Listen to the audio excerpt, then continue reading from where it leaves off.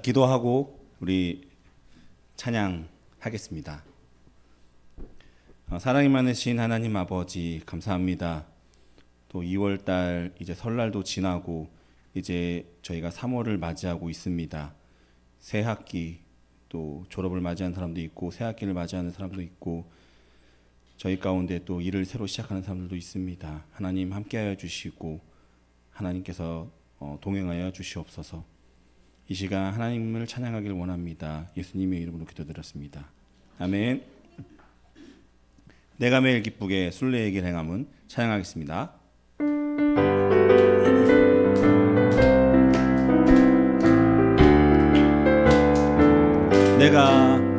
내가 매일 기쁘게 순례의 길 행함은 주의 팔이 나를 안보함이요 주의 큰 복을 받는 참된 비결은 주의 영이 함께함이라.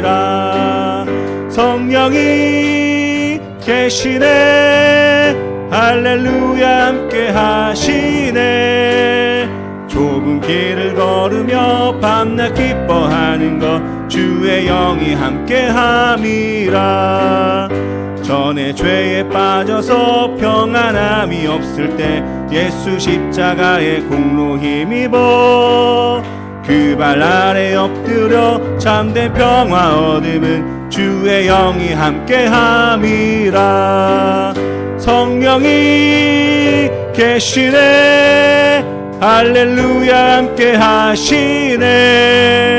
좁은 길을 걸으며 밤낮 기뻐하는 것 주의 영이 함께함이라. 나와 동행하시고 모든 염려하시니 나는 숲의 새와 같이 기쁘다. 내가 기쁜 마음으로 주의 뜻을 행함은 주의 영이 함께함이라. 성령이 계시네 할렐루야 함께하시네. 좁은 길을 걸으며 밤낮 기뻐하는 것 주의 영이 함께함이라. 세상 모든 정욕과 나의 모든 정욕은 십자가에 이미 못을 박았네. 어두운 밤이 지나고 무거운 짐 벗으니 주의 영이 함께함이라. 성령이 계시네 할렐루야 함께하시네. 좁은 길을 걸으며 밤낮 기뻐하는 것 주의 3절 나와 동행하시고 모든 염려하시니 나와 동행하시고 모든 염려하시니 나는 숲의 새와 같이 기쁘다. 내가 기쁜 마음으로 주의 뜻을 행함은 주의 영이 함께함이라. 성령이 계시네 할렐루야 함께하시네. 좁은 길을 걸으며 밤낮 기뻐하는 것 주의 영이 함께한. 세상 모든 욕망과 나의 모든 정욕은 십자가에 이미 못을 박았네. 어두운 밤이 지나고 무거운 짐 벗으니 주의 영이 함께함이라. 성령이 계시네 할렐루야 함께하시네. 좁은 길을 걸으며 밤낮 기뻐하는 것 주의 영이 함께. 성령이 계시네 성령이 계시네 할렐루야 함께하시네. 좁은 길을 걸으며 밤낮 기뻐하는 것 주의 영이 함께함이라.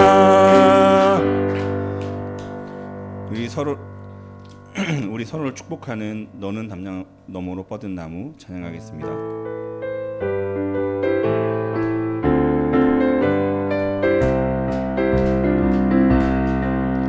너는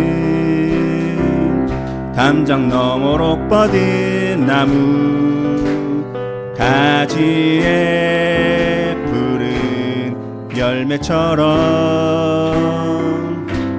하나님의 귀한 축복이 삶에 가득히 넘쳐날 거야.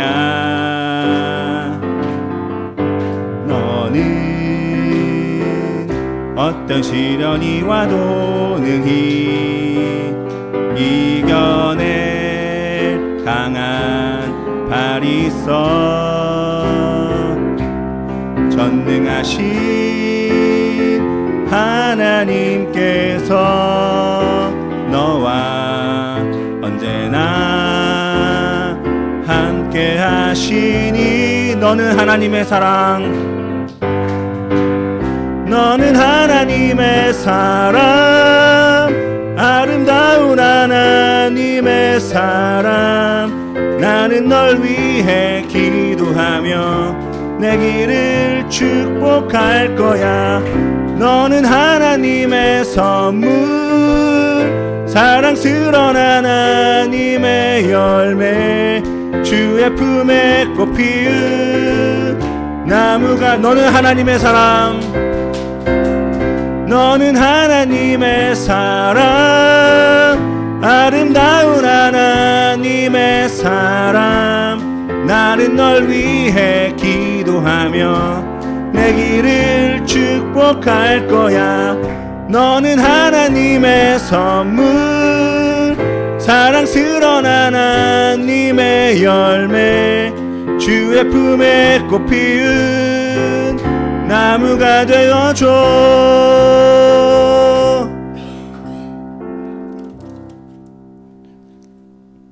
이제 새 학기를 시작하는 우리 소윤이, 다솜이, 한솔이, 지호, 또 서연이, 그리고 여긴 없지만 은비, 그리고 라임이, 병찬이 우리 어린 영혼들에게 축복하는 축복송을 우리 드리겠습니다.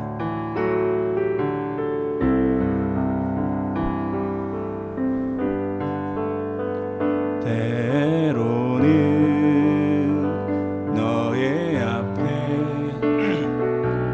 어려움과 아픔이 있지만 담대하게 주를 바라보는 너의 영혼, 너의 영혼 우리 볼 때 얼마나 아름다운지 너의 영혼 통해 큰 영광 받으신 하나님을 찬양. 오 할렐루야.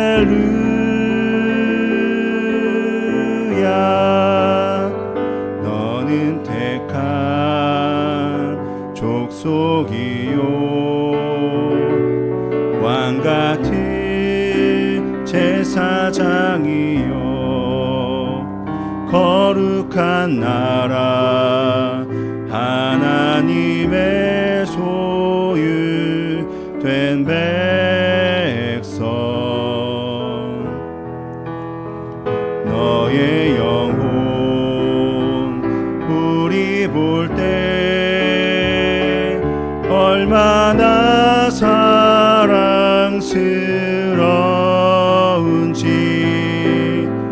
너의 영혼 통해 큰 영광 받으신 하나님을 찬양. 오 할렐루야. 너의 영혼 우리 볼 때 얼마나 아름다운지 너의 영혼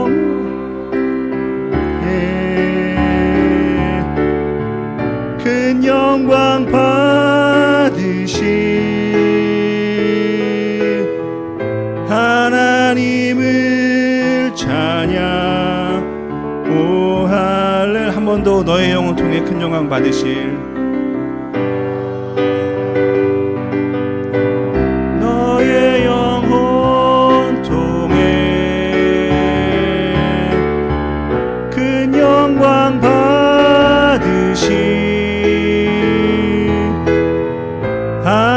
하나님을 찬양. 오 할렐루야.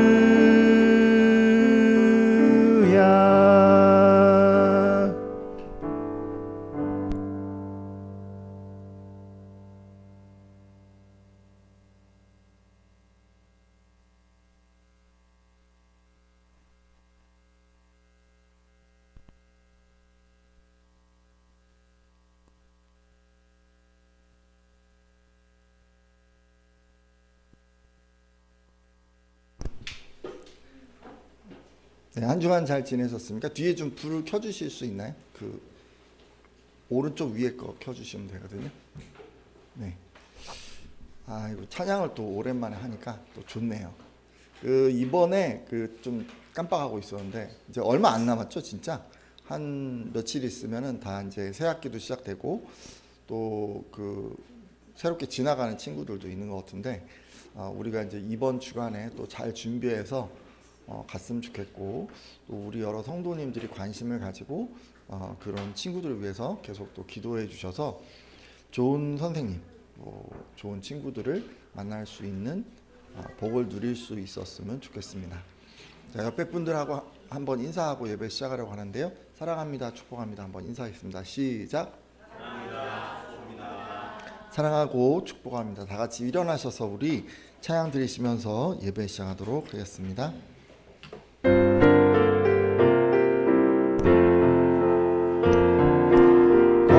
거룩하신 나의 주, 의의 길로 날 인도하소서. 행하신 모든 일 주님의 영광 다 경배합니다. 예배합니다. 찬양합니다. 주님만 날 다스리소서. 예배합니다. 찬양합니다. 주님 홀로 높임 받으소서. 자비하신 나의 주, 사랑으로 날 채워주소서. 행하신 모든 일 주님의 영광 다 경배합니다. 예배합니다. 찬양합니다. 주님만 날 다스리소서. 예배합니다. 찬양합니다. 주님 홀로 높임 받으소서. 온 땅과 만물을 지으시고 지금도 하늘에 계셔서 다스리시는 하나님 아버지, 귀한 날 하루를 우리에게 허락하여 주셔서 감사드립니다. 일찍이 2000년 전에 예수 그리스도를 이 땅에 보내어 주시고 고난받고 십자가에 달려 죽임을 당하시기까지 하나님 우리에게 귀한 생명 주시기 위해서 그렇게 희생하여 주셨는데, 생각하고 생각할 때마다 감사합니다. 이 시간 성부, 성자, 성령 하나님 좌정하여 주시고 각 성도들이 드리는 예배를 받아 주시옵소서. 예수님의 이름으로 기원드립니다. 아멘. 당신이 믿는 하나님은 어떤 분이십니까? 당신이 믿는 예수 그리스도는 어떤 분이십니까? 예수님은 하나님의 아들로서 성령으로 잉태되어 동정녀 마리아에게 나셨고 본디오 빌라도에게 고난을 받으시고 십자가에 못 박혀 죽으셨으며 장사된 지 사흘 만에 다시 살아나신 분이십니다. 다시 사신 예수 그리스도는 지금 무엇을 하고 계십니까? 하늘에 계신 예수 그리스도는 무엇을 하실 예정이십니까? 하늘로부터 산자와 죽은 자를 심판하러 다시 오실 것입니다. 당신은 성령님의 하나님 되심을 믿으십니까?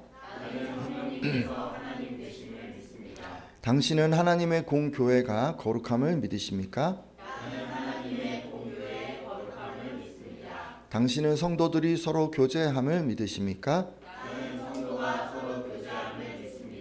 하나님께서 행하신 구원에 대한 당신의 믿음은 무엇입니까?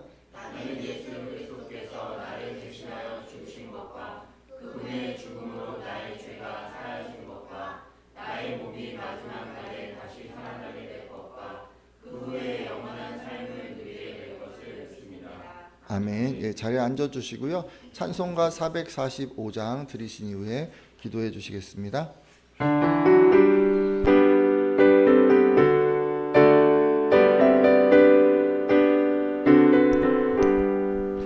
대산을 넘어 험곡에 가도 빛 가운데로 걸어가면 주께서 항상 지키시기로 약속한 말씀 변치 않네. 하늘의 영광 하늘의 영광 나의 맘속에 차고도 넘쳐 할렐루야를 힘차게 불러 영원히 주를 찬양하리.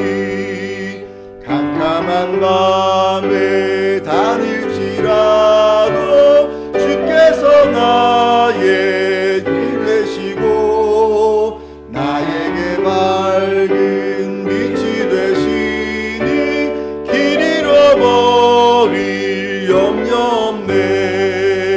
하늘의 영광 하늘의 영광 나의 맘속에 차고도 넘쳐 할렐루야를 힘차게 불러 영원히 주를 찬양하리. 광명한 빛인 마음에 받아 찬란한 천국 바라보고 할렐루야를 힘차게 불러 날마다 빛에 걸어가리. 하늘의 영광 하늘의 영광 나의 맘속에 차고도 넘쳐 할렐루야를 힘차게 불러 영원히 주를 찬양하리. 사랑과 은혜가 풍성하신 하나님 아버지 감사드립니다. 이번 한 주간도 하나님의 보호하심 속에 품어주시고 평안함을 누리게 해주심을 감사드립니다. 민족의 명절인 설날을 아무 탈 없이 잘 지내게 해주셔서 감사드립니다. 고향이나 친지들 방문으로 오고 가는 발걸음, 믿지 않는 집안에서의 믿음 생활, 기도할 수 있는 모든 순간까지 함께 해주신 하나님 감사드립니다. 부모와 자녀 사이에, 형제와 친지 사이에 하나님의 사랑이 흐르게 하시고 우리의 가정이 하나님을 예배하는 믿음의 가정으로 세워져 가족, 친지들이 예수님을 믿고 구원받는 계기가 될 수 있도록 하여 주시옵소서. 큰가지 성도들을 위해 기도합니다. 이제 2월이 지나고 있습니다. 3월부터는 입학, 계약도 있고 회사에서는 본격적인 일도 시작됩니다. 고3이 되는 병찬이, 고등학교에 입학하는 서연이, 중3이 되는 라임이, 중학교에 입학하는 지호, 초등학교 2학년이 되는 한솔이, 초등학교에 입학하는 다솜이, 소윤이까지 우리 청소년과 어린 영혼들이 학교에서 마주칠 많은 일들과 선생님, 친구들과의 교우 관계 속에서도 하나님께서 관여하셔서 좋은 일들이 가득하게 하여 주시옵소서.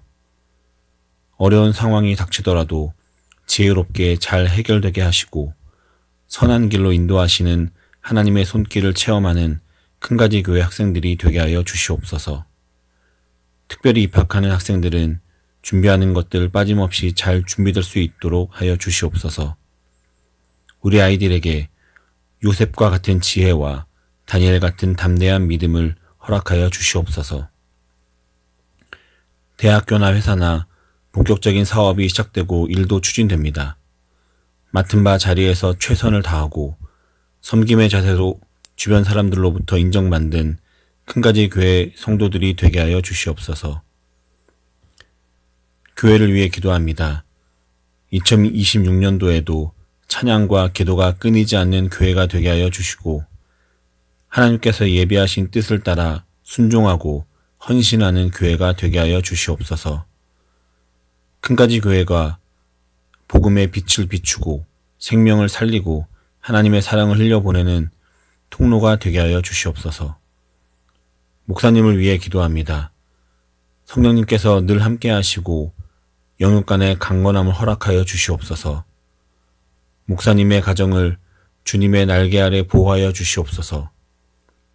목사님 가정에 필요한 모든 쓸 것을 채워주심으로 근심 없이 기쁨으로만 큰가지 교회를 잘 섬길 수 있도록 복의 복을 더하여 주시옵소서. 형순의 가족과 수진이의 가족을 위해 기도합니다.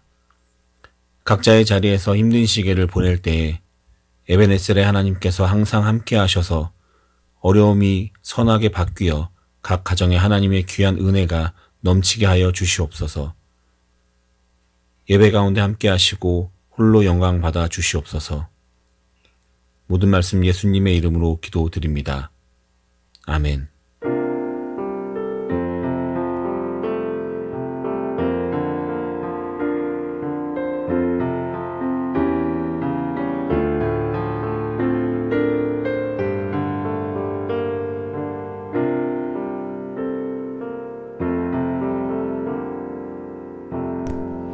네, 오늘 주시는 하나님의 말씀은 신약성경 마태복음 4장 23절에서 25절까지 말씀 보도록 하겠습니다. 교회와 제자는 무엇을 해야 하면 좋을까는 그런 제목으로 오늘 말씀을 나누려고 합니다. 우리 참 분주한 시대를 살아가고 있습니다. 아침에 눈을 뜨는 순간부터 잠자리에 들기까지 우리 일상은 항상 스케줄로 가득 차 있습니다. 이런 거는 우리 교회 공동체도 마찬가지죠. 매주 예배드리고 또 부서에서 같이 이렇게 뜨겁게 봉사하고 성도 간에 교제를 나누고 이러다 보면 언제 시간 가는지 모르게 그냥 후딱 시간이 지날 때가 있습니다. 근데 여러분 혹시 이렇게 막 바쁘게 지내잖아요. 교회에서든 직장에서든 집에서든. 근데 잠깐 좀 멈추고 이런 생각 해보신 적 있습니까? 내가 지금 잘하고 있는 걸까? 혹시 내가 본질을 놓친 채 분주하게만 달리고 있는 것은 아닐까? 이런 식으로 한번 내가 지금 잘하고 있는 걸까? 이렇게 한번 생각해 보신 적 없으신가요? 여러분 이렇게 우리가 좀 길을 잃었다고 생각될 때 어디로 가야 될지 잘 모를 때 더 필요한 거는 더 빨리 뛰는 게 아닙니다. 잠시 멈춰서서 지도를 펼치고 우리의 출발점이 어디였는지 그리고 우리가 따라가야 할 이정표는 무엇이었는지를 한번 재차 확인하는 것입니다. 그래서 오늘 우리는요 마태복음 4장 말씀을 통해서 예수님의 사역 내용을 좀 살펴보려고 합니다. 예수님이 공생애를 시작하시면서 집중하셨던 사역이 있는데 그 사역이야말로 제자인 우리에게 가장 확실한 출발점이자 이정표가 될 것이기 때문입니다. 이 시간 함께하는 예배자들마다 예수님의 사역을 자신의 이정표로 삼기를 바랍니다. 그리고 이 시대를 향한 교회의 사명 그리고 자신을 향한 하나님의 부르심을 다시금 뜨겁게 확인하는 시간 되시기를 부탁드립니다. 잠깐 말씀 보려고 하는데요. 마태복음 4장 23절에서 24절까지 말씀 예수께서 온 갈릴리에 같이 한번 읽습니다. 시작.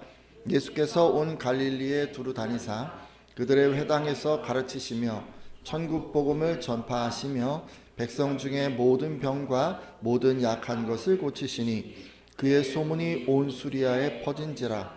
사람들이 모든 앓는 자, 곧 각종 병에 걸려서 고통당하는 자, 귀신 들린 자, 간질하는 자, 중풍병자들을 데려오니 그들을 고치시더라. 아멘. 자, 말씀 쭉 읽어보셨는데 예수님께서는 온 갈릴리 동네를 다 찾아다니셨습니다. 그러면서 이제 세 가지를 하셨다는 얘기가 지금 있죠.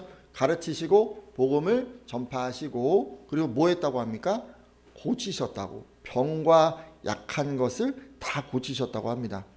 자, 근데 이제 이렇게 이 세 가지 사역을 예수님이 열심히 하신 거예요. 그랬더니 이제 어떤 일이 일어났을까요? 이어지는 말씀도 잠깐 보려고 하는데 마태복음 4장 25절입니다. 갈릴리와 같이 한번 읽습니다. 시작. 갈릴리와 데가볼리와 예루살렘과 유대와 요단강 건너편에서 수많은 무리가 따르니라. 아멘. 지금 보니까 뭐 근처가 아니고 막 강 건너 뭐 저쪽 멀리 뭐 여기 뭐 사람들이 막 다 몰려든 것 같아요.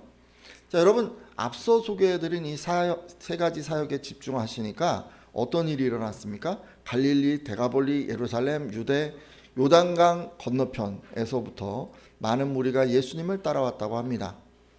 수많은 무리가 예수님을 이제 따르기 시작한 거죠. 할렐루야.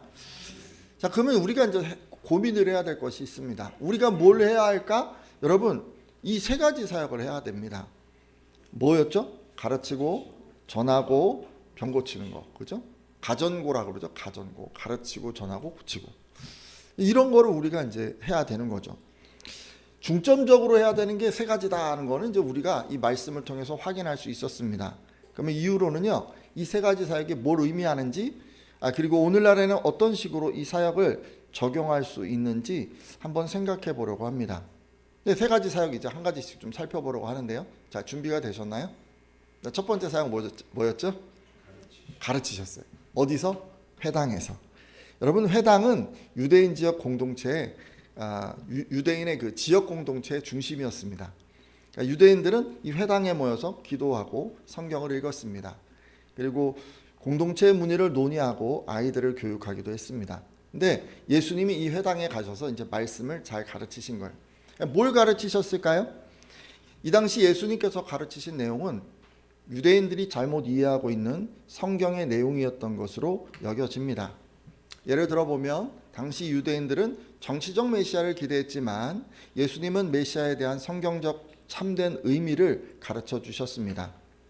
누가복음 4장 16절에서 21절을 보면 예수님은 고향 나사렛 회당에 가셔서 이사야서 61장을 읽으셨습니다. 주의 성령이 내게 임하셨으니 이 글이 오늘 너희 귀에 응하였느니라 라는 그런 내용이었습니다. 예수님은 회당에서 메시아의 예언은 미래에 막연한 어떤 약속이 아니라 지금 예수 안에서 성취되었다는 것과 그리고 메시아의 사역은 정치적인 해방이 아니라 포로된 자, 가난한 자, 억눌린 자를 회복시키는 영적인 구원이라는 것을 가르쳐 주셨습니다. 자, 그리고 예수님은 가르침을 통해서 당시 종교 지도자들이 문자적으로 묶어 놓았던 이 율법의 정신을 회복시키셨습니다. 마태복음 12장 9절에서 14절을 보면 예수님은 회당에서 손 마른 사람을 고치셨습니다. 그러면서 안식일에 선을 행하는 것이 옳으니라라고 말씀하셨죠. 예수님은 회당에서 안식일의 참된 의미를 가르치셨습니다. 당시 사람들은 이렇게 생각을 했어요. 안식일은 아무 일도 해서는 안 되는 날이다라고 그렇게 이해하고 있었습니다. 하지만 예수님은 안식일이 단순히 금지 규정의 날이 아니라 사람을 살리고 회복시키기 위한 날이라고 가르쳐 주셨습니다.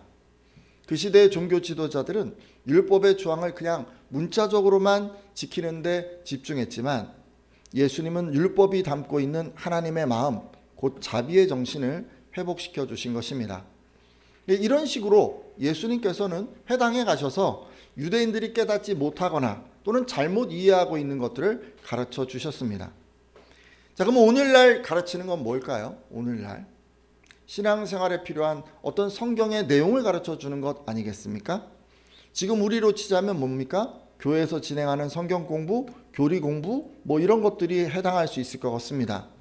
그리고 지금 여러분 설교를 듣고 계신데 설교에서 어떤 부분일까요? 성경이 무엇을 말하는지 풀어서 가르쳐 주는 그 내용이 지금 가르치는 내용에 해당할 수 있습니다. 자, 첫 번째 거는 그랬고 둘째는 뭐였습니까? 복음을 전해 주셨는데 하나님 나라의 복음, 성경에는 천국 복음이라고 표현되어 있습니다. 그렇죠? 예수님께서는 하나님 나라에 대해서는 마가복음 1장 14절에서 15절에 때가 찼고 하나님의 나라가 가까웠으니 회개하고 복음을 믿으라라고 하심으로 곧 도래할 것이다 라는 것을 전해 주셨습니다. 그리고 하나님 나라가 올 것이다 라는 얘기 말고도 하나님 나라의 백성이 되려면 요한복음 1장 12절에 영접하는 자 곧 그 이름을 믿는 자들에게는 하나님의 자녀가 되는 권세를 주셨다라고 하셨습니다. 하나님의 자녀는 어떻게 되는 겁니까? 돈 내고? 아니죠. 뭘 열심히 해서? 아니죠. 믿음으로, 이름을 믿음으로 그렇게 되는 거라고 가르쳐 주셨어요. 자, 그리고 이제 하나님 나라의 백성이 됐어요. 그럼 어떻게 살아야 하는가에 대해서는 마태복음 5장과 6장과 7장의 산상수훈을 통해서 가르쳐 주셨습니다. 자, 이런 식으로 예수님은 그들이 맞이할 그 하나님 나라에 대한 소식, 필요한 내용 이런 것들을 다 전해 주셨습니다. 오늘날 우리로 말하자면 어떤 것일까요? 지금으로 치자면 이런 거겠죠. 이제 직접적으로는 안 믿는 분들이 있잖아요. 안 믿는 친구들이 있잖아요. 이분들에게 우리가 복음을 전하는 것입니다. 하지만 성도들에게는 신앙생활이 무엇인지 알려주는 새신자 교육이나 성도로서 자기 신앙을 고백하는 세례 교육이나 나아가 성도로서 어떻게 살아야 하는지 알려주는 신앙 상담이 이에 해당할 수 있습니다.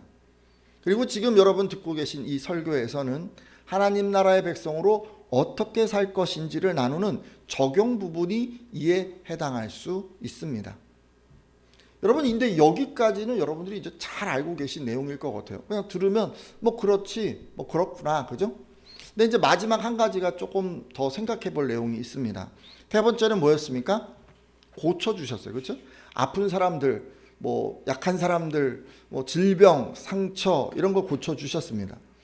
예수님의 소문이요, 시리아 지방까지 퍼져나갔던 것 같습니다. 수많은 사람들이 소문을 듣고 각종 병, 고통받는 사람, 힘들어하는 환자, 귀신 들린 사람, 간질 환자, 중풍병자들 이런 사람들을 다 예수님께 데리고 왔습니다. 이에 예수님께서는 뭘 하셨습니까? 그들 모두를 하나하나 정성스럽게 다 고쳐주셨어요. 이 예수님의 치유 사역의 결과 병자들은 가족과 공동체로 돌아갈 수 있었습니다. 여러분, 이 당시 환자들 말이에요. 이 환자들이 그냥 집에 있는 분들도 계셨겠지만 중병을 갖고 있는 사람들은요, 공동체에서 나와 있어야 됐어요. 예수님은 그들의 병을 고치셔서 그들이 다시 가족과 이웃의 품으로 돌아갈 수 있도록 회복시켜 주셨습니다. 여러분 잘 알고 계시잖아요. 나병 이런 거 있잖아요. 그런 거는 어떻게 돼요? 가족들하고 있을 수가 없어요. 그냥 다 나가 있어야 돼요. 어딘가 격리돼 있어야 돼요. 근데 이 사람들 고치셔서 다시 가족들, 사람들 가운데 돌아갈 수 있도록 하신 거예요. 자, 그렇다면 예수님께서는요, 단순히 병만 고친 게 아니라 그것을 통해서 그들이 인간다운 삶으로 가족의 품으로 돌아갈 수 있도록 하셨다는 것을 우리가 알 수가 있습니다. 예수님의 치유는 무엇입니까? 망가진 거에서, 무너진 거에서 다시 회복시키는 거예요. 그것이 단순히 어떤 질병 하나 고치는 이 정도 문제가 아니라 그 사람이 인간다운 삶을 살 수 있도록 예수님께서 도와주신 거예요. 우리에게는요, 예수님과 같은 치유의 기적을 행할 수가 없어요. 제가 여러분에게 나라 한다고 여러분이 감기가 낫고 그런 것도 아니고, 여러분들이 갑자기 금식하면서 하나님 제가 감기 한번 제가 기도로 좀 컨디션이 안 좋으세요?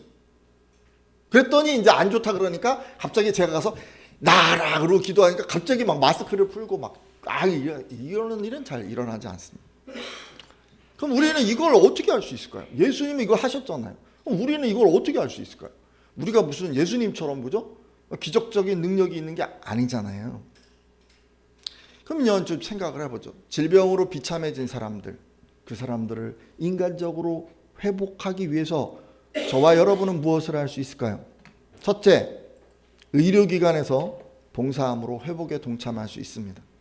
의사, 간호사, 구급대원, 의료기관에서 근무함으로, 여러분 의료기관에서 봉사하면요, 청소를 하시던, 거기서 돈을 수납을 하시던, 그 기관이 운영될 수 있도록 도와주는 사람들, 이런 사람들이 지금 뭘 하고 있는 거냐면 이런 회복에 동참하고 있는 것입니다. 둘째, 신약 개발과 유통에 참여함으로 회복에 동참할 수 있습니다. 여러분, 하나님이요, 사람들한테 지혜를 허락하셔서 과거에는 불치병이라 여겨졌던 그런 질환들이 오늘날 정복되고 있습니다. 그런 의미에서 질병의 고통을 끊어내기 위해서 밤낮으로 연구실에서 신약을 개발하는 이 연구원들의 헌신은 예수님의 치유 사역에 동참하는 것이라 할 수 있습니다. 저는 우리 교회 청소년들 가운데 이런 꿈을 좀 가진 분이 나왔으면 좋겠습니다. 또 여러분, 좋은 약이 필요하잖아요. 지금 약을 빨리 갖다 줘야 돼요. 그리고 합리적인 가격으로 공급을 해야지 뭐 사람들이 쓸 거 아닙니까? 그렇죠? 그러니까 이렇게 전달되도록 힘쓰는 유통 분야와 뭐 그런 분야에서 일하는 분들조차도 생명을 살리는 일에 어떤 중요한 부분을 감당하고 있다고 할 수 있습니다. 셋째, 의료 기구를 개발함으로 회복에 동참할 수 있습니다. 고해상도 MRI나 정밀한 수술 로봇 이런 거 개발함으로 회복 사역에 직접적으로 동참할 수 있습니다. 그리고 이런 것도 좀 개발했으면 좋겠어요. 휴대용 산소 호흡기, 전동 휠체어, 의수 의족 로봇 이런 거 다 개발 지금 되고 있지만 이거 다 뭐 하고 있는 겁니까? 이 환자가 다시 가족의 식탁으로 일터의 자리로 돌아갈 수 있도록 지금 그런 일을 하고 있는 거 아닙니까? 여러분, 이런 분야에 몸담고 일하고 있는 것은요, 현대 지금 뭐 하고 있는 거냐면 일어나 내 자리를 들고 걸어가라 라고 하는 거하고 똑같은 거 아닙니까? 그럼 이런 일에 대해서 좀 꿈을 품고 나도 한번 이거 해보고 싶어 이렇게 한번 뛰어드는 분들 나왔으면 좋겠습니다. 넷째, 의료 혜택을 확대함으로 회복에 동참할 수 있습니다. 정부에도 좀 가셔야 돼요. 국회에도 좀 가셔야 되고 의료보험공단에도 좀 가서 일하셔야 되고 여러분, 의료 혜택을 확대함으로 회복에 동참할 수 있습니다. 보험에 적용되는 질병의 종류를 확대하고 지방에까지 의료 혜택을 누릴 수 있도록 촘촘하게 의료시설을 확충하고 의료 사각지대가 생기지 않도록 여러분, 우리가 애를 쓰는 것입니다. 이 일을 하기 위해서 어떤 형태로든지 우리가 뛰어드는 것입니다. 우리 이런 식으로 예수님의 질병 회복에 동참할 수 있습니다. 오늘 함께한 예배자들 중에는 이런 분야에 헌신하는 분들이 나왔었으면 좋겠습니다. 그래서 여러분, 질병의 회복을 통해서 인간다운 삶을 누릴 수 있도록 도울 수 있기를 바랍니다. 근데 예수님의 치유는요, 이런 질병만 고친 게 아니라 육체의 병만 고친 게 아니라 마음의 병도 고치셨어요. 요한복음 8장을 보면 한 여인이 가늠하다 붙잡혀서 옵니다. 돌에 맞아 죽을 위기에 처했죠. 모두가 정죄합니다. 근데 예수님은 이렇게 말씀하셨습니다. 너희 중에 죄 없는 자가 먼저 돌로 치라 라고 말이죠. 그리고 여인에게는 나도 너를 정죄하지 아니하노니 가서 다시는 죄를 범하지 말라 라고 하셨습니다. 모르긴 해도 이 여인의 마음은 두려움과 수치심과 공포와 절망으로 가득했을 것입니다. 그런데 예수님은 그녀를 단순히 법적으로 살려주신 것만이 아니라 사람들과 자신의 정죄의 굴레에서까지도 해방시켜 주셨습니다. 그녀의 마음을 예수님이 지금 치유해 주신 거예요. 그리고 요한복음 21장을 보시잖아요. 그러면 베드로가 나옵니다. 베드로가 이때는 뭐 했냐면 예수님을 3번 부인하고 지금 물고기 잡고 있었어요. 깊은 절망 가운데 빠져 있었습니다. 하지만 그에게 이 부활하신 예수님이 찾아오셨어요. 예수님은 자신을 부인한 베드로를 책망하지 않으셨습니다. 그리고 3번 물으시죠. 내가 나를 사랑하느냐라고 말이죠. 이에 베드로는 네, 제가 예수님을 사랑합니다라고 답하게 되는데요. 여러분 여기서요, 예수님은 이 베드로를 회복시키십니다. 그리고 다시 사명자로 세워 주셨습니다. 그의 마음을 치료해 주신 것입니다. 그렇다면 예수님은요, 마음의 치유를 통해서 무너진 자존감을 회복하고 사람과의 관계를 회복해서 정상적인 삶으로, 사명자의 삶으로 돌아가게 하셨다는 것을 알 수가 있습니다. 그렇다면 우리는 이런 예수님의 마음 회복에 동참하기 위해서 무엇을 할 수 있을까요? 자존감이 무너진 사람들, 상처로 비참해진 사람들, 실패로 자신감을 잃어버린 사람들을 다시 자신의 자리로 돌아가게 하고 인간답게 살게 하기 위해서 우리는 뭘 할 수가 있을까요? 첫째, 여러분, 우리는요, 이 중독을 회복하는 것에 참여할 수 있습니다.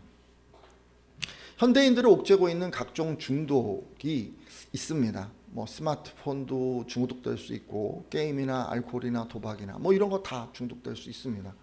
이거는 뭐 그 개인의 삶을 좀먹고 또 가족 공동체를 해체할 수 있습니다. 여러분, 환자를 중독에서 회복시키기 위해서 우리는 정신과 의사가 될 수도 있고 중독 상담자로 헌신할 수도 있습니다. 여러분, 우리 가운데 이런 분들이 좀 나왔으면 좋겠어요. 근데 이런 전문가가 아니어도 좋아요. 아니어도 할 수 있어요. 여러분, 청소년들이 이제 그 디지털 기기 많이 쓰니까 청소년들의 디지털 디톡스를 위해서 우리가 좀 참여할 수 있습니다. 디톡스는 뭡니까?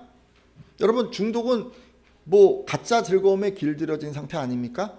근데 여러분, 이 디톡스는 다른 게 아니라 디지털 기기가 없는 환경에서 함께 땀을 흘리고 대화하는 시간을 정기적으로 갖는 것을 말합니다. 예를 들어 스마트폰이나 게임에 빠진 청소년들을 위해서 운동 소그룹을 만들어서 운영을 하거나 등산을 같이 가거나 뭐 악기를 배우거나 같이 어떤 활동이든지 하는 거예요. 그래서 움직이고 성취감을 맛보게 해서 이런 디지털 기기에서부터 좀 멀리 떨어질 수 있도록 도와주는 것입니다. 근데 우리는 우리 자녀들에게 이걸 해야 돼요. 자녀들이 뭐 핸드폰이든 TV든 유튜브든 뭐 한번 보면 너무 재밌으니까 그냥 다 보는 거 아닙니까? 근데 여러분, 그게 좀 과하다 싶으면 그러면 여러분 다른 활동들을 좀 지도해 주십시오. 그리고 여러분, 중독에 참여하려면 중독 가정을 지원하셔야 합니다. 중독은요, 당사자뿐 아니라 그 가족의 삶도 비참하게 만듭니다. 게다가 가족이 무너지잖아요. 그럼 중독자의 회복 동력도 다 사라지게 됩니다. 그렇기 때문에 중독 가정을 지원하는 것은 중요합니다. 예를 들어 알코올이나 도박 중독자의 가정에 그 아이들을 위해서 뭐 학습을 도와주거나 간식을 챙겨주거나 또는 배우자의 고충을 들어주는 것입니다. 이것은 1차적으로 중독 때문에 고통받는 그런 가족, 구성원들이 비참해지지 않도록 지원하는 것이지만, 아울러 여러분 잘 생각을 해보면 중독자가 회복되었을 때 돌아갈 수 있는 건강한 가정이라는 보금자리를 지켜내는 일이기도 합니다. 자, 제가 중독 얘기를 했어요. 근데 우리는 또 마음의 상처의 회복을 위해서도 우리가 참여할 수 있습니다. 상처가 참 많은 것 같아요. 과거에 부정적인 경험을 가진 분들이 참 많죠. 근데 그런 것들이 마음에 딱 이렇게 들어가 있잖아요. 그럼 현재를 망치고 미래를 꿈꾸지 못하게 만듭니다. 우리는 이런 보이지 않는 상처를 회복하기 위해서, 치유하기 위해서 전문가로서 뭐 심리 상담가, 임상 심리사 뭐 이런 거 할 수 있습니다. 뭐 우리 교회도 지금 상담 공부하는 분 계신데, 어쨌든 간에 여러분 이런 분야에서 뛰어들어서 이런 예수님의 사역에 좀 같이 해보는 것도 좋습니다. 상처받은 이들의 내면을 학문적, 임상적 근거를 바탕으로 분석하고 치유할 수 있습니다. 혹은 미술, 음악, 놀이 치료사가 되어서 언어로 표현하지 못하는 그 내면의 깊은 아픔을 예술적인 도구를 통해서 밖으로 끄집어내고 정화하는 것을 도울 수 있습니다. 근데 여러분, 이건 다 전문가가 하는 거죠. 근데 여러분, 만약에 전문가가 아니에요. 우리는 이런 거 아직 할 수 있는 여건과 형편이 안 돼요. 그럼 어떻게 할 수 있을까요? 일단 여러분, 우리는 힘들어하는 사람들을 만나서 그들 얘기를 들어주는 것을 통해서 우리는 도울 수 있습니다. 공감적으로 공감하며 경청하는 거예요. 여러분, 치유의 시작은 누군가 내 아픔을 있는 그대로 들어줄 때 시작이 됩니다. 예수님이 사마리아 여인의 과거를 아시면서도 정죄하지 않고 대화하셨던 것처럼 상대방을 있는 그대로 수용함으로 치유에 참여할 수 있습니다. 우리 큰가지 교회 교인들이 참 잘한다 싶은 게 이런 부분인 것 같아요. 그러니까 상대방이 힘들어하고 그러면 얘기를 참 잘 들어주세요.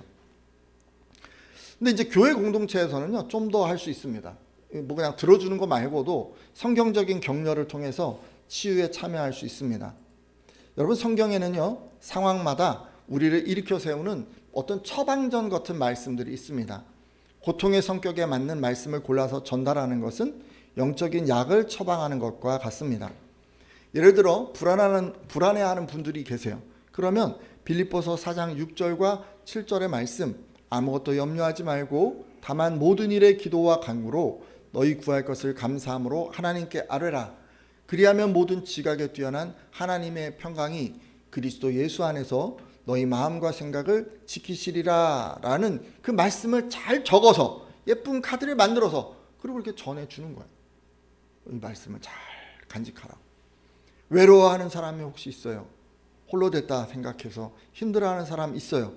그러면 마태복음 28장 20절에 내가 세상 끝날까지 너희와 항상 함께 있을 것이다 라는 그 말씀을 이렇게 같이 나누는 거예요. 같이 묵상하는 거예요. 혼자가 아니라고 하는 사실을 일깨워 주는 것입니다. 또 우리는 멘토링 사역을 위해서 사역에 이 치유 사역에 참여할 수도 있습니다. 여러분 간혹 이렇게 하시는 분들 제가 뵙는데, 여러분 비슷한 상처를 경험해 본 사람들끼리 모여서 서로를 격려하는 모임을 만들거나 그 모임의 운영자나 멘토가 되는 것입니다. 먼저 경험을 했어요, 그런 상처를. 근데 이제 잘 극복을 하신 거예요. 그 사람이 이제 이런 얘기를 해요. 나도 그랬어. 걱정하지 마. 근데 지나가면 아무것도 아니야. 이겨낼 수 있어. 함께 해줄게. 기도할게. 여러분 이렇게 한마디 하는 거예요. 그러면 실패로 자신감을 잃은 그 사람에게 이게 강력한 회복의 마중물이 될 수 있습니다. 예수님의 손바닥에 뭐가 있었습니까? 상처가 있었죠. 못자국이 있었습니다. 근데 그 상처가 제자들에게 부활의 소망이 됐어요. 마치 그런 것처럼 여러분 우리 안에 있는 상처 자국은 때로는 누군가에게 다시 일어설 수 있는 소망이 되어줄 수 있습니다. 그래서 이렇게 상처 회복된 분들은 또 상처 입은 분들을 찾아가면 좋을 것 같습니다. 세 번째, 마지막인데요. 자존감 회복에 참여할 수 있습니다. 여러분 일반적으로 마음의 상처인 이 자존감을 회복하려면 강점을 비춰주는 거울 역할을 해주셔야 됩니다. 자기 그 자존감이 바닥난 사람들은요, 자기 안의 보석을 찾지 못합니다. 우리는 타인이 보지 못하는 그 사람의 장점을 발견해주는 발견자가 되어야 합니다. 예를 들어 이렇게 얘기를 해주는 거예요. 너는 참 말을 따뜻하게 하는 재능이 있어. 또는 뭐 이런 것도 얘기할 수 있을 것 같아요. 내 꼼꼼함 때문에 우리가 이만큼 올 수 있었어. 행사가 잘 진행이 됐어. 다 내 덕분이야. 뭐 이렇게 있잖아요. 누군가의 어떤 장점이 있을 때 구체적으로 피드백을 전달해 주는 것입니다. 근데 이제 칭찬하라고 그러잖아요. 그러면 그냥 가서 칭찬은 해야겠는데 마음은 막 있는데 그냥 뭘 해야 될지 잘 모르겠는 거예요. 그러면 칭찬하시면 안 돼요. 여러분 구체적인 내용이 없으면 그냥 가서 야 너 참 멋있다 뭐 이 정도 분위기로 막 그냥 이 얘기 던지고 저 얘기 던지고 칭찬을 해야 되겠다는 부담감으로 계속 다가가시면 안 되고요. 구체적인 근거가 있을 때 그것을 칭찬하셔야 합니다. 그리고 가능하다면 필요한 존재가 되도록 돕는 것입니다. 사람은 누군가에게 도움이 될 때 자신의 가치를 가장 강하게 느낍니다. 비참함에 빠진 어떤 이들이 그 사람들을 단순히 그냥 도움의 대상으로만 두지 말고 그들이 기여할 수 있는 자리를 만들어 주는 것입니다. 예를 들어서 지금 좀 힘들어 한다고 해도 그 사람에게 기회를 좀 주면서 같이 일을 하는 거예요. 이 일은 내가 잘 알잖아. 너 그거 공부했잖아. 너 그런 경험 있잖아. 그러니까 나를 좀 도와줄 수 있겠어? 라고 이렇게 같이 정중히 부탁하는 것입니다. 자신이 여전히 누군가에게 쓸모있는 사람이라는 경험을 하는 것은 100마디 위로보다 더 빠르게 자존감을 회복시키는 처방전이 될 수 있습니다. 네, 여기까지는 아주 일반적인 방법이죠. 여러분 뭐 많이 들어보셨을 거예요. 근데 교회에서는요, 성경적으로 정체성을 회복할 수 있습니다. 과거의 상처는 우리에게 이런 얘기를 계속합니다. 나는 사랑받지 못했어. 나는 쓸모없는 사람이야. 라는 그 거짓 메시지를 끊임없이 주입합니다.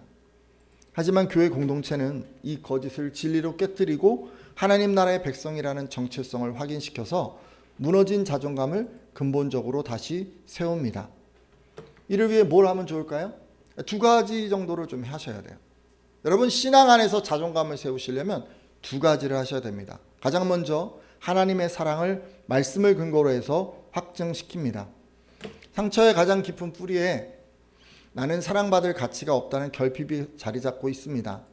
이것을 치료하기 위해서는 하나님의 사랑이 이 단순한 진리가 아니라 체험된 진리가 될 수 있도록 도우셔야 합니다. 예를 들어 이사야서 43장 4절을 보면 내가 내 눈에 보배롭고 존귀하며 내가 너를 사랑하였은즉이라는 말씀이 있습니다. 이 말씀이 마음에 믿어지게 해야 되는 것입니다. 어떻게 하면 이 말씀이 마음에 믿어질 수 있을까요? 한솔이가 지금 예배를 잘 드리고 있으니까 한솔이 이름을 좀 넣어서 한번 해볼게요. 개인기도 소그룹 시간 같이 만나는 그 시간이 있어요. 그때 보배롭고 존귀한 한솔아 내가 너를 사랑한단다라는 그런 말씀으로 이 말씀을 읽는 거예요. 하실 수 있겠습니까? 하나님이 우리에게 주신 말씀인데 그 말씀에 내 이름, 그분의 이름을 넣어서 함께 읽는 거예요. 그리고 그걸로 끝나면 안 됩니다. 보배롭고 존귀한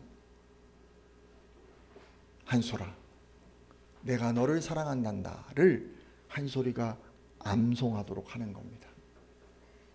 그래서 마음이 힘들 때, 자존감에 도전하는 그 거짓 메시지가 고개를 들 때마다 즉각적으로 대적할 수 있도록 나를 향한 하나님의 사랑을 마음에 담도록 그렇게 도와주는 것입니다.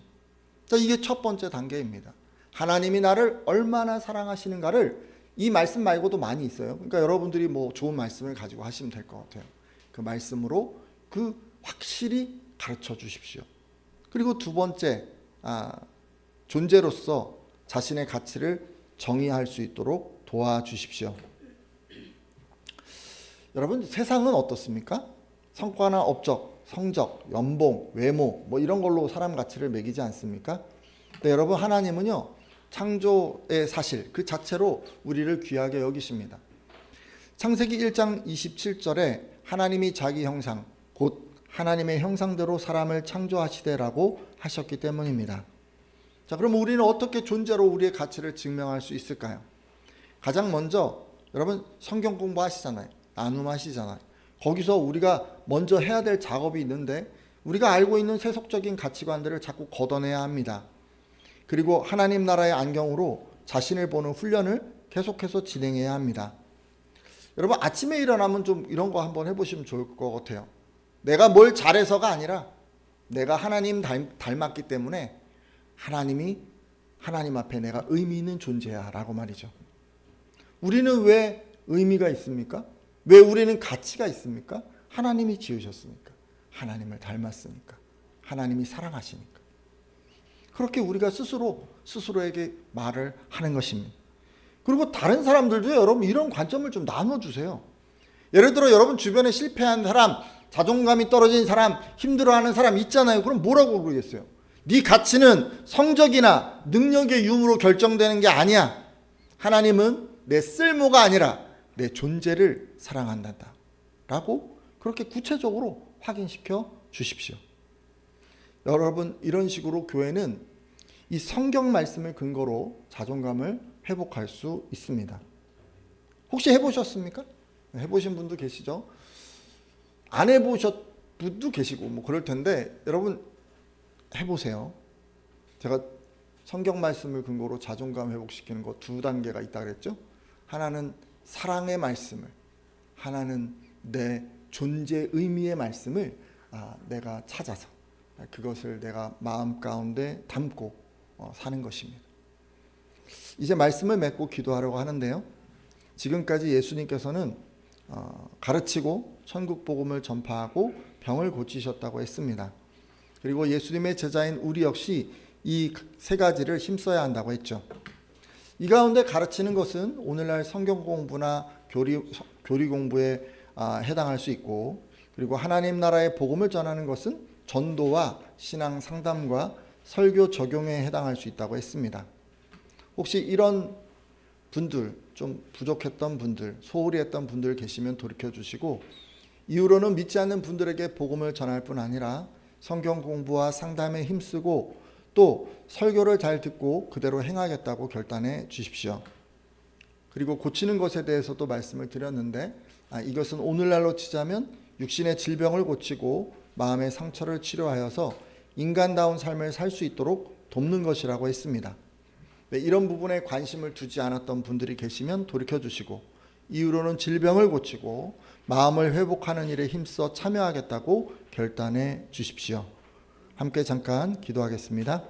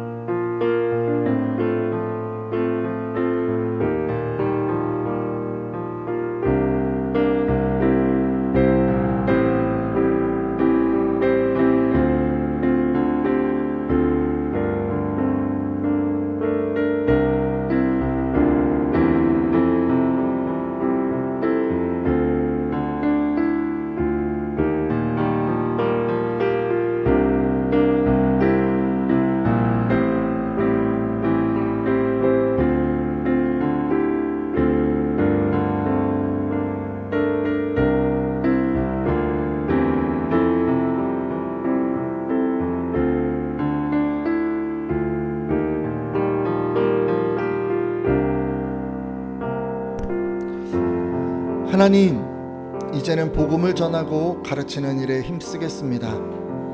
그리고 몸과 마음을 고쳐 인간답게 살 수 있도록 도와주겠습니다.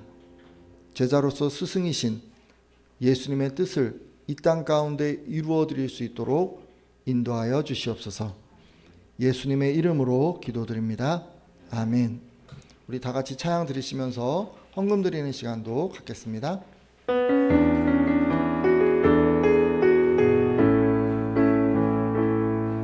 나의 안에 거하라. 나는 내 하나님이니 모든 환난 가운데 너를 지키는 자라. 두려워하지 말라. 내가 널 도와주리니 놀라지 말라. 내 손 잡아주리라.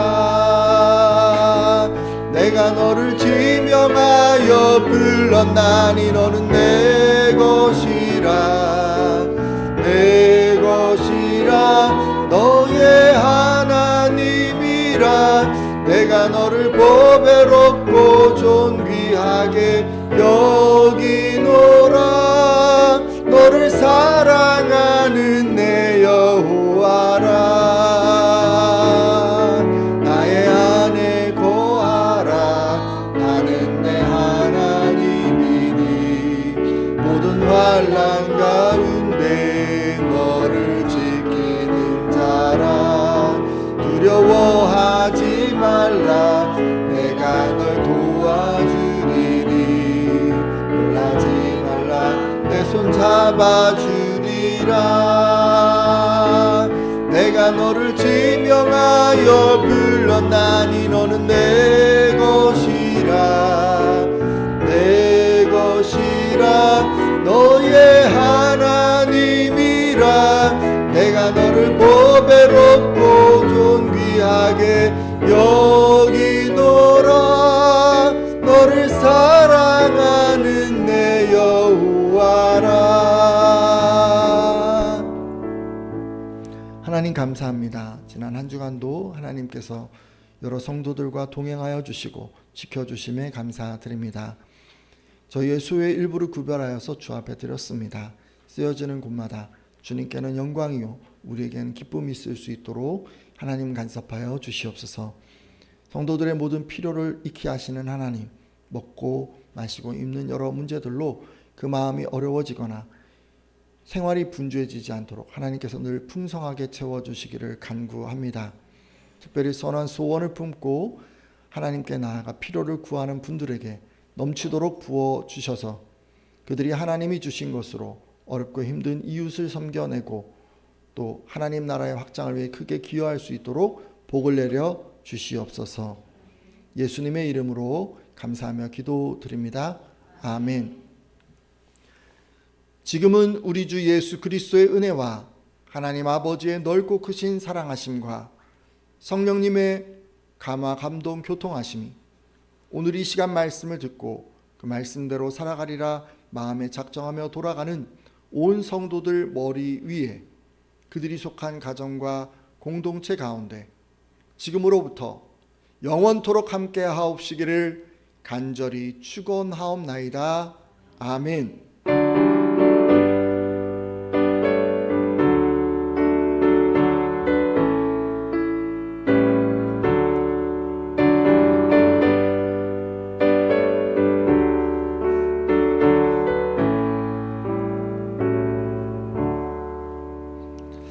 잠시 광고 말씀드리겠습니다. 첫 번째 광고는 주요 일정에 관련된 건데 고난주간 부활주일 참조해 주시고요. 그 다음에 성경 퀴즈가 4월 26일 날 있다는 거 뭐 좀 보시고 계신가요? 잠언을? 아직은 안 보시고 계신가요? 이게 사람들이 임박해야 뭐 한 일주일 남겨놓고 막 하더라고요. 그러면은 또 재미가 없으니까 의도는 그게 아니니까 지금부터 이제 한 장씩 읽으시면서 주요 구절은 한번 써보기도 하시고 그러면서 하시면 좋을 것 같습니다. 자녀들이 있으면 또 어머님이나 아버님이 또 성경책 같이 읽으시는 또 기회가 되면 또 좋을 것 같습니다. 그 다음에 그 첫 번째 또 예배요원 광고는요. 다음 주에 기도자는 배구진 성도님 잘 준비해 주시리라 믿습니다.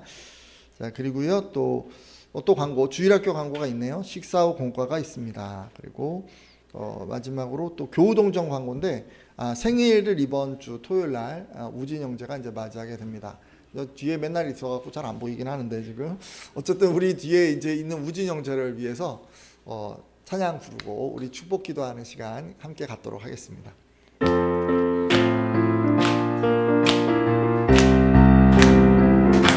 축복합니다. 주님의 이름으로 축복합니다. 주님의 사랑으로 이곳에 모인 주의 거룩한 자녀에게 주님의 기쁨과 주님의 사랑이 충만하게 넘치기를. 저 뒤쪽에 있어요. God bless you. God bless. 손만 보이네요. God bless you. 축복합니다. 주님의 사랑으로 축복합니다. 제가 잠깐 기도하겠습니다.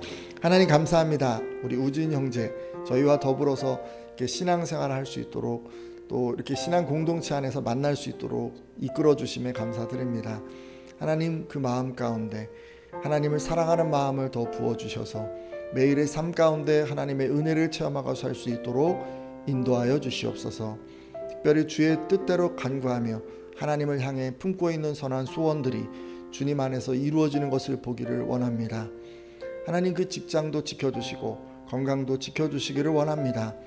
하나님 주변에 만나는 사람과의 관계에서도 예수님의 덕을 전하며 하나님의 살아계심을 전하는 삶을 살아가기를 원합니다. 믿음의 가정을 이루는 복도 허락하여 주시고 또한 가족 구성원들이나 친구들에게 복음을 전할 수 있는 기회도 허락하여 주시옵소서. 이제껏 함께 하신 하나님이 앞으로 더 남은 기간에도 하나님의 살아계심을 보여주시고 무엇을 하든 어디 있든 형통한 하나님의 자녀 될 수 있도록 붙들어 주시옵소서. 감사를 드리며 예수님의 이름으로 축복하며 기도드립니다. 아멘. 축하드립니다. 네, 광고는 여기까지 하고요. 오늘 그 이제 교회 오시면서 아니 이게 뭐 꾸리꾸리한 냄새야 이렇게 이제 생각을 하셨을 텐데 이게 저기 그 향미로 밥을 줘서 그런 거예요. 그래서 예전에 향미로 밥을 지니까 지호가 밥을 많이 먹었다는 그 썰이 있는데 밥을 안 먹던 지호가 갑자기 한 그릇을 먹었다. 밥 맛이 좀 있더라고요. 그래서 아무튼 향미로 오늘 줘서 식사하실 때 저 지금 어디 벌교에 계신 그 권사님이 또 우리 교회 성도님들 생각하고 좀 이렇게 보내주신 쌀이라서 드실 때 좀 그 건강을 위해서 또 그 뭐 남편분 장로님을 위해서 좀 또 잘 신앙생활 가운데 하나님이 늘 동행해 달라고 이렇게 한번 짧게라도 기도해 주시면 좋을 것 같습니다. 네, 어쨌든 감사합니다.